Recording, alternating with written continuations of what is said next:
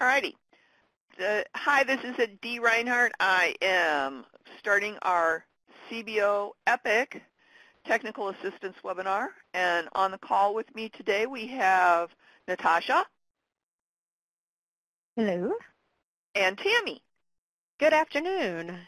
All right. So what we want to do first is we want to make sure that everybody has checked in by their CBO. So if you could please take a moment to check into your CBO if you haven't already done that. And then if you want to say hi or anything in the chat pod, you're welcome to type in the chat pod. If you have any questions, please type those in the chat pod. And we're going to turn it over to Tammy right now so she can talk about the first item on our agenda. Well, hello, everybody. Sorry I missed you the last couple weeks. I'm back at it, though. The first thing, and I know this is probably the most critical on everybody's minds, is the grant agreements. We are moving. We have got several grant agreements through accounting and going to be going over to the comptroller's office. So I am hoping within the next week we will have grants out. We're going to plan next Wednesday for the GRS training. I saw that was one of the questions on that was billing and GRS. So next Wednesday we will be having our training on the GRS and how to report costs and request cash. I will need a volunteer. We're going to want to use somebody's actual system to walk through that. So I'll work with somebody who's gone through the process and make sure that we can use their grant to explain and be an example when we're demonstrating this. But we are definitely moving. I am still waiting for 6 grants to be received back from the grantees signed. I'll work with you guys individually, but we still do have 6 outstanding. And we're still working out, part of the big slow process is the entire state of Illinois is going through a transition with, and I've mentioned this to you before, with the GATA, which is Government Accountability and Transparency Act. So the way the state does granting is changing significantly. And unfortunately, we were caught within that gap period. It's a July 1 start date. There has been a few waivers on some federal projects, but not on state projects. So we had to comply with the GATA requirements without the systems being developed. So the grants were actually established outside of our granting processes and then uploaded. But we are moving. So one of the things that I'm going to probably I'm going to have to talk with you guys individually. If you came in requesting indirect cost or the de minimis rate, I'll be talking with you on that because that's going to require some different things that are going to happen with that. But I don't want to take up this time on that. But I just want to let you know that the grants are moving. We've got a lot of them going over to accounting and to the comptroller's office, and you'll be receiving signed documents here real soon. Okay. From that, if you have any other grant questions or anything, please feel free to put it in the chat box. The next thing I want to talk to you about is, and this specifically deals with Chicago area, but DHS is changing their intake process. Currently, the way that they do business is they have an office on 59th Street, and that's their E&T office. So all clients have to go to that office to be assigned to employment and training programs. And so they were holding their orientations in that office, and they were doing massive call-ins for people to come in. And those that were interested would go to an EPIC orientation. And then from that, if they completed the application and did all of the required steps, then they would schedule an appointment for random assignment. DHS is decentralizing their employment and training offices. So within these next 12 weeks, what they're going to be doing, and they're decentralizing their employment training services across the board. So, but within the next 12 weeks, they're kind of outsourcing their staff that was in that office. So they're establishing 3 locations that are going to be in the north side and 3 locations on the south side that will be designated as intake sites for the EPIC project. And we feel that this is going to be a really good move because what's going to happen with this is the employment and training offering is going to be co-aligned with the eligibility services also. So this will give us a better access to those individuals who are new into SNAP and coming into SNAP. So when they're coming in and getting on SNAP benefits, then they can be referred immediately over to the E&T programs. And also for recertifications, clients are required to come in and recertify. So if they're in there recertifying at that point, they can capture them also and refer them over to ENT services. So in the long run, we think this is going to be a much better fit, and it's going to work better for our program. In the short run, it may have some impact on our numbers and our referrals because of the process that this is going through on that change. But like I said, it is going to, in the long run, definitely benefit our program. And I think hopefully, we'll see better quality individuals referred to the program too as a result of this. So I just wanted to make you aware of that. This is a pilot program, and we're still in that testing phase, and there is changes that are still being made and additions made to the program as we go along. And I want to reach out to you guys and ask you guys, anytime you see something or if you have recommendations, please let us know, because things that we get from you is what's going to drive the development of this program and the effectiveness of this program. So that's the great thing about having a pilot. This is our opportunity to test things out, try different things, and incorporate new things. And we're really now trying to shift our effort to the CBO side and really focusing on your work and what's going on there. So with that said, we are going to, and I think my calendar's not, or my agenda's different than what was out, but we're going to look at the progress calendar or the progress page. So this first part is what has been basically enrolled by the CBOs. We have got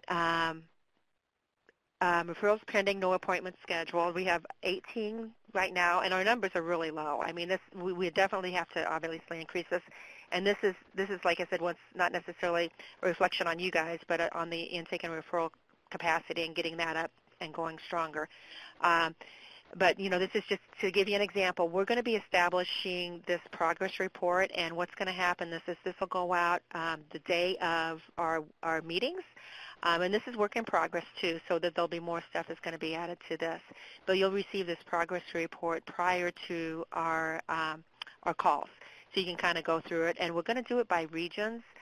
We have 23 CBOs, and it'd be entirely too much data to try to share if we try to do this during a webinar. So we're going to break it out by regions, so everybody knows exactly where we're at and how we're progressing.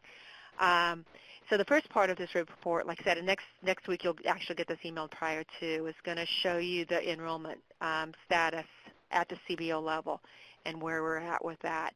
All of that comes from your dashboard, and so you can see that information from your personal dashboard as far as where you're at with that. But we'll go over that each week. And then below that, we're going to have the intake by region, so we'll have an idea of what the intake looks like by each of the regions and how that's coming along with that. And then below that, we'll go into each of the regions, and we'll take a look at how many invitations there were, the actual total, and how many were put in the control group and the treatment group. And like I said, this is work in progress, so we'll be adding more detail to this as we go along, especially on your end of it and the service end of it. But we just wanted to give you a heads up that we're going to start developing these progress reports, and then we're going to be sending out progress reports on a weekly basis, with basically our kind of comments and suggestions to each of the organizations. So that way, we're all on the same page, and we know where we're at as far as our numbers and everything are concerned, and we have a good tool for communicating also. Okay, and I just want to go over that real quick. Like I said, this is a rough draft right now, but by next week you'll have this prior to the webinar. So with that, I am going to turn it over to Dee, and she's got a couple things that she wants to go over with you. Yes, hi, everybody. I was just typing in the chat box. What I'm going to do is I'm going to pull my screen over. Natasha, if you want to minimize yours. And what we're going to do right now, we had a call this morning with Alan Summers of DHS, and what he did was he basically approved our process flow charts, and he clarified a couple of things for us because we did have a question from the audience last week, so it made us question it, and we got the final answer. So this is the final answer, or answer. Okay, so on our process here, this is for mandatory participants. The one thing that did change is down here in the bottom. Let me magnify this a little bit so that you can see it a little bit better. And I'll scroll down. On the 2151A, you will submit to let people know that that the customer has attended the appointment. You will submit the 2151. You will also then submit a 2151A for the planned activities through the end of that month. That's in this box right here, where it says right here. Then, on the 1st through the 5th of the following month, you will submit a 2151A for the activities that actually occurred in the previous month. Then, if there are any changes to that planned activity or whatever you thought you were going to be doing with that person, you would then submit a 2151A for any changes in what the person is supposed to be doing. So that is that's what the whole ball of wax is now. The first one that you submit will be for planned activities. The other ones submitted between the 1st and the 5th will be for actual activities. And then if there's any changes during the course of the month, then that would be a 2151A change. So does that make everything clearer for everybody? Raise your hand if that's a yes. And that's more in line with what you're currently doing now. Okay, excellent. All right, so now the next thing that we want to do is we want to go over what the process is for voluntary. So I'm going to make this one bigger. And let me scroll up here. Now what we did here was, we added a couple of things to this flow. If your customer is a no-show, you will still send a 2151 indicating that the person was a no-show, and you will recommend conciliation.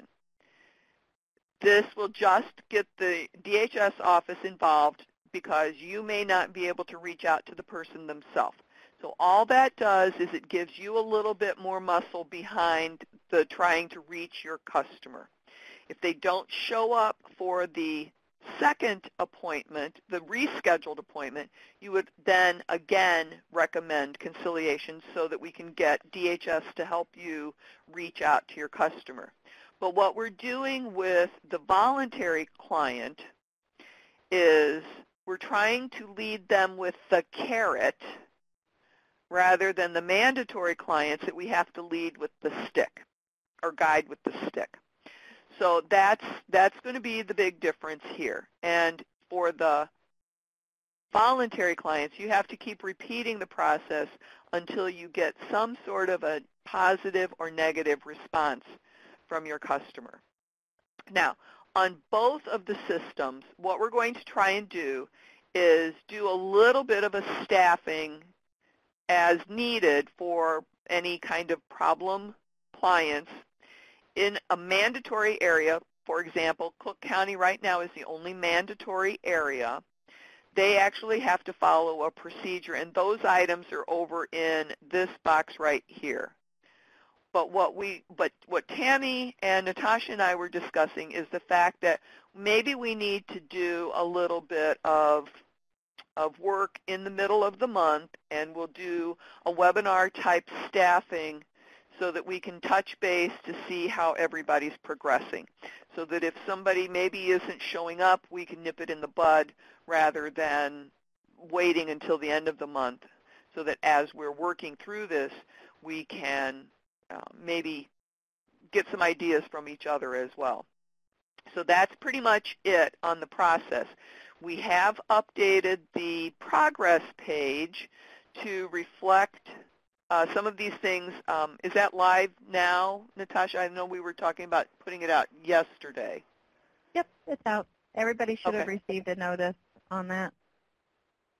And so if you've got any questions about any of those items on the progress page, we'll be happy to answer those for you. Now, for the 2151, because I see a question from Christine about the 2151, and let me show you this. On here on the 2151, we have hours where you would be filling them in. And the question here is, can we use the TANF activity codes on the list? I think that there is the same option for non-TANF as there is for TANF. But in most cases, you're going to have, for example, subsidized work. You're going to have job retention. You would use the SNAP E&T options before you would use the TANF options. And then job search readiness, vocational training, ABE, GED, HS, high school, work experience, all these items here. And then marking the situation worse, no progress, minimal progress, acceptable, substantial, etc. So as we're looking at that, Christine, does that answer your question? The flowcharts will be available for download as soon as we get written approval from Alan Summers, hopefully tomorrow. We'll be able to have those available for you to download. All right, and then Natasha, do you have something that you're ready to share on your screen? I don't know that I necessarily have to share my screen, but okay. Just a couple of reminders. A couple of things came up during our conversations with DHS staff over the past week or so. Two things. One, we'll be talking to more about, ways that we can also do reverse referrals. I know that there's been some discussion with some of the CBOs that are really looking forward to getting some of their participants getting going and everything. So that's good to see. And so we'll be sending out information about reverse referrals. One is that we need to make sure that they're ABODs, able-bodied adults without dependents, and they need to be between the ages of 18 and 49 and not exempt. So they really, although TANF people can participate in the program, the target audience are ABODs.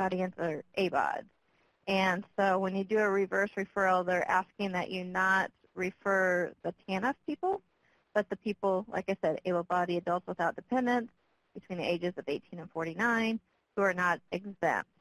And that will help us meet our goal for the larger ABOD population. And then we'll also be sending out some guidance as far as, marketing and, making sure that you have some marketing flyers for your region. And those are available. Oh, I guess I could share my screen now that I already said I wasn't going to. Let me go ahead and get that up here just so everybody knows where you can find them. I don't want to assume. You can go to ilepic.com, and on the step 1, there you'll see regions, and we have some PDFs. And so one of the things that one person had asked about, how do you know which region you're in as a CBO? We can make sure we, put that up further, make it display it someplace, in the EPIC system. But also know that on this first page, we identify who, which regions are included, or which counties are associated with which region. So that information, again, is at ilepic.com. step 1, we see your regions with your counties, the people that you're serving. We have the PDFs. One of the things that we talked about internally, at least, is that one of the approaches could be say, hey, you have a person that's coming into your location and they want to be part of your health science program. What you can do is give them this flyer, and you can say, here's what you need to do. You need to go talk to your DHS caseworker. Here's the information, and go to one of those EPIC orientations. And then, I can't guarantee that you're going to be in my health science program, but, if that's something that you really feel like you want to be part of, whenever you complete the application, make sure you choose health science. And then that way, even if you're not in my particular training program that's health science, you can be associated, or referred to a CBO, and that's available that, you can go to their health science program. So, that's just kind of like a sample of a conversation that could be taking place. And again, ilepic.com, step 1, region, PDF, there's all your counties. So the one thing that you may want to know for your customers, especially those of you in Chicago, in Cook County, where your closest DHS office is going to be once they decentralize. Right now, everybody would be going through the 59th Street office where we all met that one day. But once they decentralize, you might have an office that's closer to your CBO office, so you may want to notate those addresses for future reference. Okay. Yeah. Okay, so that's the reverse referral. And the other thing, the other item that came up in the conversation was, well, there's, I don't know, rumor, fact, whatever the case may be. We just are putting this out here as a point of clarification that any of the baseline assessment items, that you choose for whenever you set up your training program, let me just go through one of these. I'm just going to pick one at random. But, all these different things as far as the academic level or, background check, any of those type of things. All those baseline assessments should be really based on what the industry requires. So, for example, if you're trying to get a job in child care, something like that, they're not going to have a sexual offender in those type of positions. So, that wasn't a good example, but if you have an occupation and they don't allow sexual offenders, but you have a sexual, offense on record, then, that would be a reason why, we would have that as a baseline assessment, that there's really no reason for you to go into this training because, you're not going to be able to get a job once you finish it. But but the baseline assessment shouldn't be on whether or not a person could be co-enrolled in WIOA. So we do know and understand that EPIC customers can be co-enrolled in WIOA, but not all EPIC customers are a good fit to be co-enrolled in WIOA. So we just want to put it out there that, everybody understands baseline assessments are really about what is needed to make sure that you can be successful in that career pathway, that industry, and not just co-enrolled for an WIOA. And then there was another item that came up about some customers that they get to your organization and they decide that, they've already agreed to be part of the EPIC program, but they come to you and they say, well, I've changed my mind. I don't want to be part of the training program. I'm getting approval from DHS on the wording, but basically we're putting together a script that, boils it down to a couple things. If you're, regardless, whether you're in a voluntary area or a mandatory area, there's two options. Either one, you can be enrolled in a training program of some sort, especially if your CBO offers more than one training program, or you could be enrolled in employment-only services. If they're in a mandatory area, then they have to participate in something. So, you could use that. We'd have to work with the DHS office because we don't want them to be sanctioned for not participating. And really, the best bet is just to keep them into the training program and help them succeed.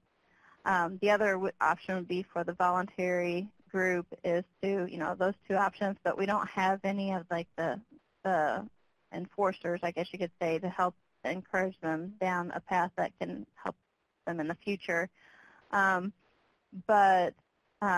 Knowing that there are some changes that are coming about in the voluntary areas, and that, this is a really good opportunity because when those changes take place and people are required to participate in a program, there are people that, recognize that this is a good program, they're going to take up those spots in a heartbeat, and that person may not have an opportunity to participate in a program. So anyway, getting approval on the wording for that script, and we'll send that out to you as well. That's all I have.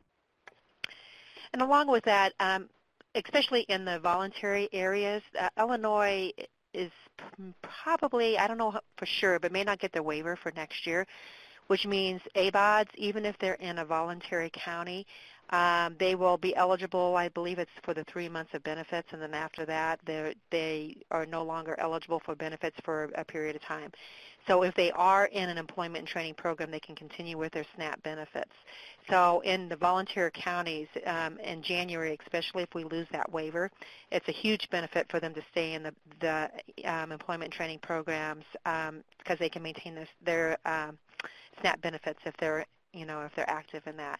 So that's a huge marketing thing. If you are in a county where it isn't mandatory, that would be a selling point, especially when it comes to when the waiver is no longer available. All right, so we've had a couple of questions about where things are. So what I thought I would do is I would show everybody again where the partner resources are. So once you go to Illinois WorkNet, you can access these either by doing illinoisworknet.com/epic partner. Is that it, Natasha? Can you put the short link in the chat pod for me? I was trying to find that. But what you can also do is you can go to the bottom of any page and click on Partner Resources. Once you're there, you'll see the icon for the EPIC for the program, and you can click into that. And then when you log in, you can get to what are called the restricted EPIC resources. And that way you can get any of the documents that we talk about that are protected, that might possibly have client information on them, might possibly have system things that we don't want just everybody to see. Also, we have all of the archived webinars on here, and then we have tutorials that I've recorded. I will be updating those so that we have the tutorials for the CBOs. I just haven't gotten, we've been making so many changes, I just haven't gotten all of them done yet. And then on the full list of resources, we have all of the PDFs and all of the documents that you might need. So this is a really good place to go if you're not sure about something. And if there were any handouts that we had, like for all of our live meetings that we had, we've got those meetings and any documents that we put out with a set of whatever the meeting was. So if you are watching a recording, you can go to this page and find the documents that were referenced during that meeting. So, and this is where we will post the flowchart items as well. You can get the region marketing flyers, so if you want to print them here, or you can get them from the EPIC page itself. So just remember that this is a great resource for you. And then again, if you have any questions at all during the course of the time between the technical assistance webinars that we do have, you can always send an email to the email address that I just put up into the chat pod. Okay, who has a question that we haven't answered yet?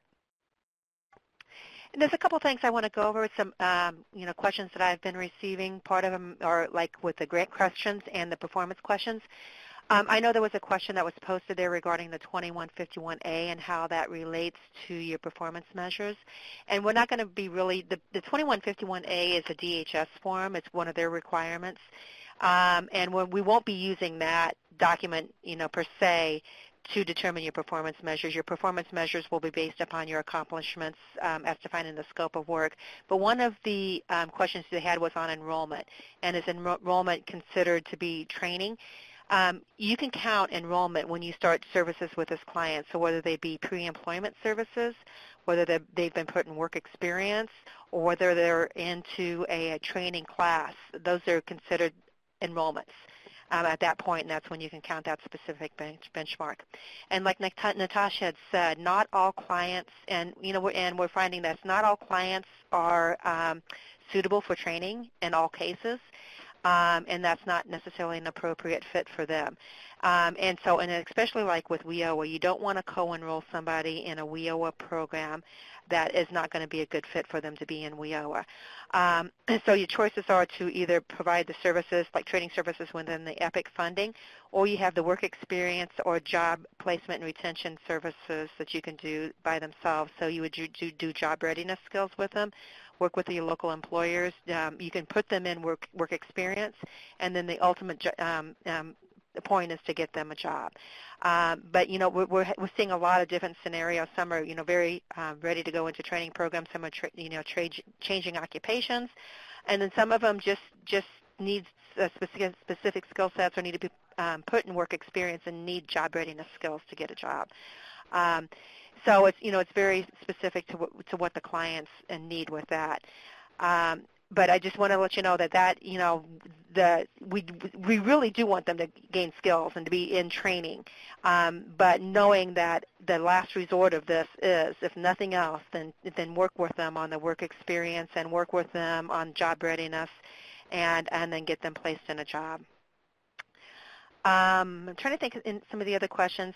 The report was due, and it was due on the 6th. It's the first DGR report, and I got a lot of questions on that because the grants aren't initiated yet, and I totally understand that.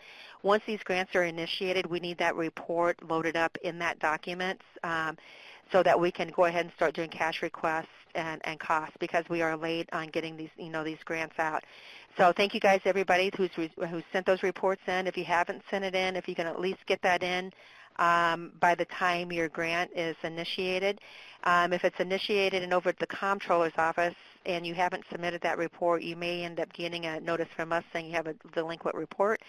Don't worry about that. Just get it in. We're just coding these as being in. I realize trial balances can't be ran, and that's fine if you can't do a trial balance. Once these grants are up and running, though, then at that point, our reports, we're going to want that DGR report along with your trial balance. And there's going to be transitions in this granting process. Once GATA is kicked in, and especially when we start modifying these grants, there's going to be different reporting requirements with GATA. So that'll be down the road. We'll address that as it comes, but just be aware that in midstream of this, there may be changes in the way that we're asking for reports from you guys because of the new granting process. So is there any specific questions that we haven't? Let's take a look. I don't see anything extra that we haven't already addressed. And I'd like to really start getting into scenarios and what's going on out there and sharing concepts and ideas, especially when you're dealing with clients. Like I said, our focus is really shifting now to the CBO side, and what can we do to facilitate you guys, and is there things that certain CBOs are doing that potentially could work for other CBOs. So we really want to develop this network within you guys and for sharing information on this project, because we've really shaken up the process with DHS. Now we're going to come to the CBOs and see if there's any new and innovative approaches to dealing with this population, the hard-to-serve population. So just please, keep us informed. Good news, bad news. We want all of it. We want to know, what's working, what's not working, so we can adjust and try to make this program, sustainable. We want, basically, when we're done with this, we want this to be something that DHS wants to continue with. Okay, with that, if we don't have any other questions, Dee, Natasha, anything to add? Have you checked the box with if we're able to, are you able to attend a webinar at 10 a.m. on Friday? And the reason we're looking at that is potentially restructuring. We have a Friday webinar with the DHS caseworkers, and we're looking at the opportunity of maybe having an overlap. So if we need to have some specific conversation or topics discussed that deal with both the DHS and the CBO level, that we can do that like at an overlap session.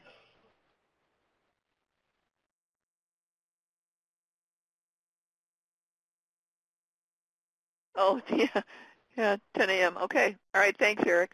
All right. So I know we can't make everybody happy with whatever time we pick, because that's just the nature of the beast. But we do record the meetings, and we do share the information so that if you can't make it to a webinar, then you can at least watch it.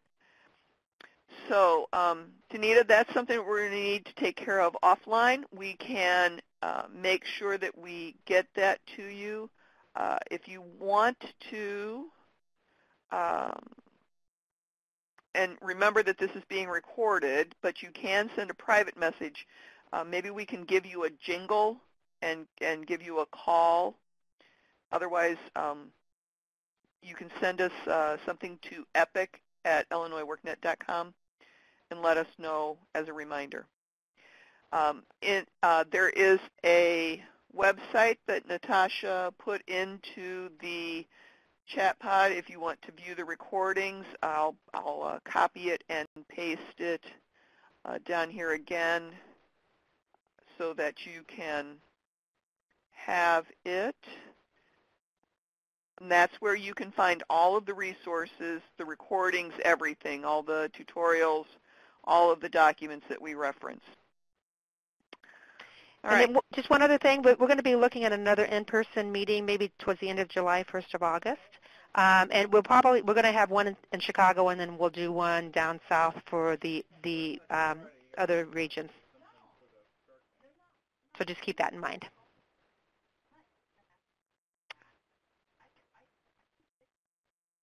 All right. Anything else? If not, have a great Thanks, everybody. rest of your day.